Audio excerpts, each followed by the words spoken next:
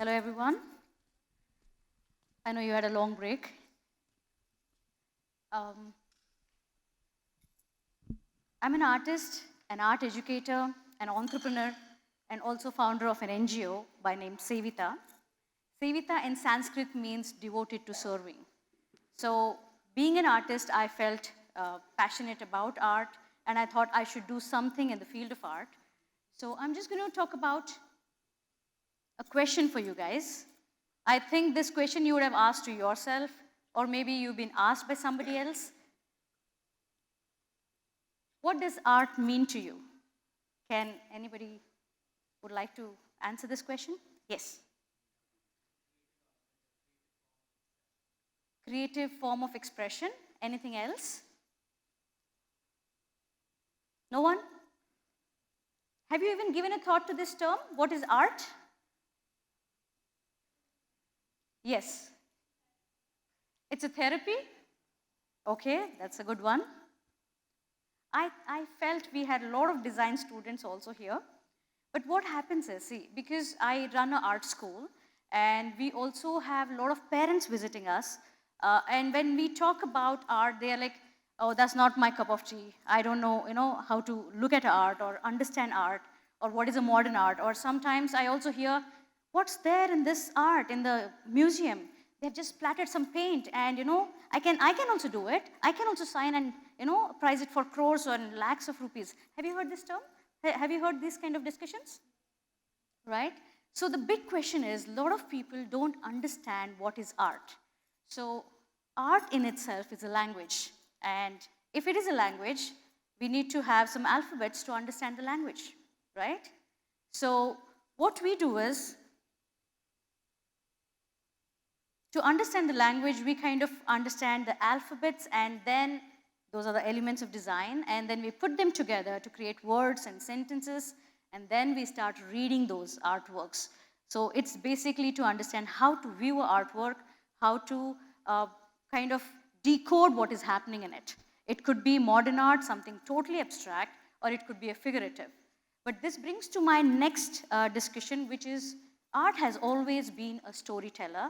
If there was no art, if there was no architecture, or there was nothing of sort which could be from the cave painting, from the Stone Age era, or from the pottery town from Mohenjo-daro or Harappan Mohenjo-daros, we wouldn't know what kind of society was prevailing before, or what kind of the atmosphere, the seasons, the food, whatever availability was there. Because the human existence has always been thinking and looking out to create things. Create things, it could be utility based, create things for just decoration or for enjoyment. If you look around you, whatever you guys are wearing, you're having watch or phone or laptop or clothes, there has been a designer who's put things on the paper first. And that comes from studying art. So when you learn about art, you understand the importance of art as a fundamental of learning anything. It has been the foundation for learning every subject, as Adit had told in the beginning, right? It doesn't have to be in your face, but it could be subtly around you. Now, I'll just go back to where I started with Sevita. This was 13 to 14 years ago. I had joined Canadian International School as an art teacher.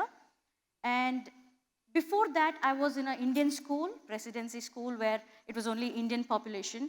But when I joined this school, I was like overly excited and enthusiastic about having students coming from 40 different nationalities. And being an artist myself, I was also a part of Festival of the Arts, which was a yearly ritual. And we had to come up with different plans. And I was like so excited to show off kind of the pride of India. And I always thought, okay, now we have so many different art forms coming from India, from every state. So why don't I call these artisans and help them to set up a stall or maybe do a demonstration, do a workshop and other things. But I did realize that a lot of people, the local, I would talk about the Indians, did not think it was important, but only the expats thought it was, oh wow, it's beautiful, we would like to buy it. So when I started thinking, giving a thought about it, I started interacting with the artisans community. they were finding it very, very difficult to sustain themselves. They said, Madam, ये यहीं तक ही रहेगा, if you understand Hindi, हम लोग हमारे बच्चों को आगे इसको करने नहीं देंगे. So that was the sad part. They were telling, we will not let our children continue with this kind of art form, which was coming for thousands and thousands of years old. The oldest art form which has been found is close to 40,000 years. And India has always been rich in culture and heritage. It was known as Sone Ki Chidiya, right? Until unless we were like evaded with different people who have destroyed a lot of things, stolen a lot of things from our country. But where is that pride gone today?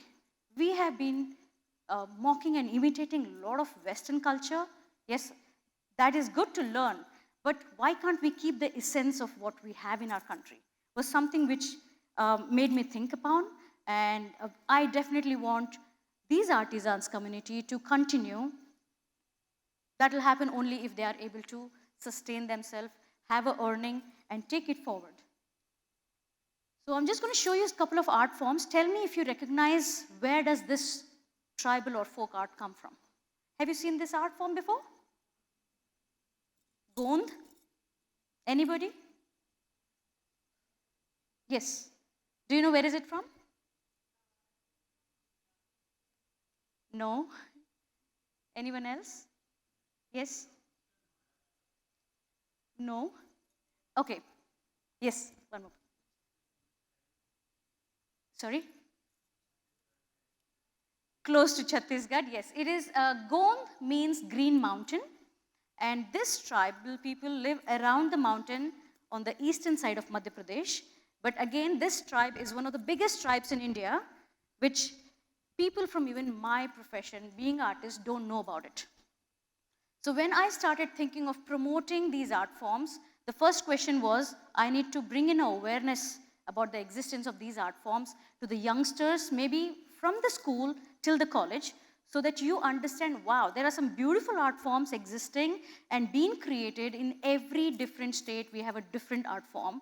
And how can we sustain by giving a livelihood, giving the empowerment to these artisans, and using these art forms subtly into our creations. The creation could be anything. It could be a product designing, it could be a jewelry designing, it could be anything which can give a livelihood to these people. We need to create the jobs for them, right? So, do you know where does this art form come from? Saura?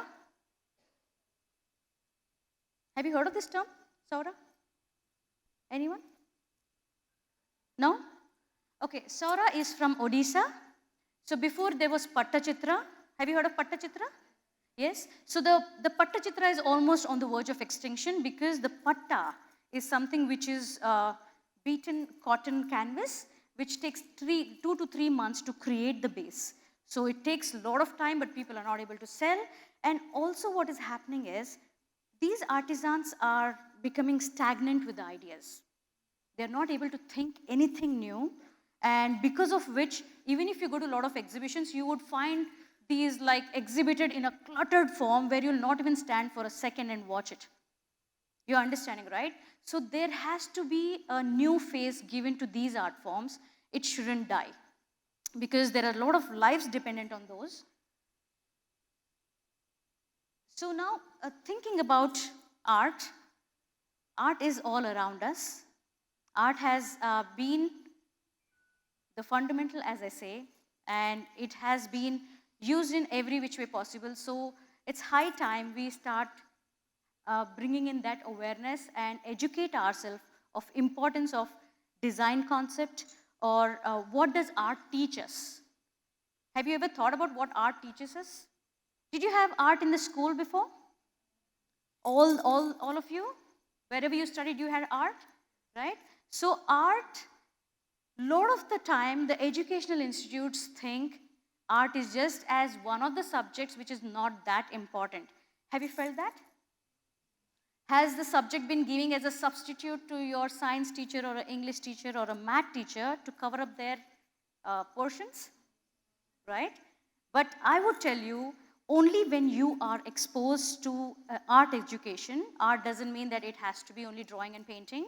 it could be theater, it could be music, it could be different ways of performance, is where you learn being a risk taker. You are okay to go wrong and change your designs and never give up. The second thing, you are also a problem solver and you are creative. Creative doesn't restrict to being only in art. Creative is the way we think. Creativity is applied in everything what you do. The creativity is the presence of mind. Creativity is when you can come across any hurdles and you think, what can I do right now? And that kind of skill can be learned only by exposing yourself to doing any kind of art. And that is something which we are right now doing with Sevita, because the more and more I go and talk to educational institutes about bringing an awareness about the folk art, I'm getting to know that they don't know what is the importance of art in first place. So that is when Sevita started with Sevita Center for Arts, where we talk about the benefits of art and the importance of art education for everybody at different age levels. So we do deal with corporates and school levels, and we have students from 3-year-olds to 70-year-olds who come to learn art for their different purposes. Somebody is doing maybe a design thinking, somebody is into baking, they want to have those culture ideas to create something on their baking stuff, or somebody is going for shooting and they want to have a observational skill which could be eye and hand coordination, they're learning through art. So art teaches you a lot of skills which we need to be aware of and give a little more attention to that. Have you thought about this?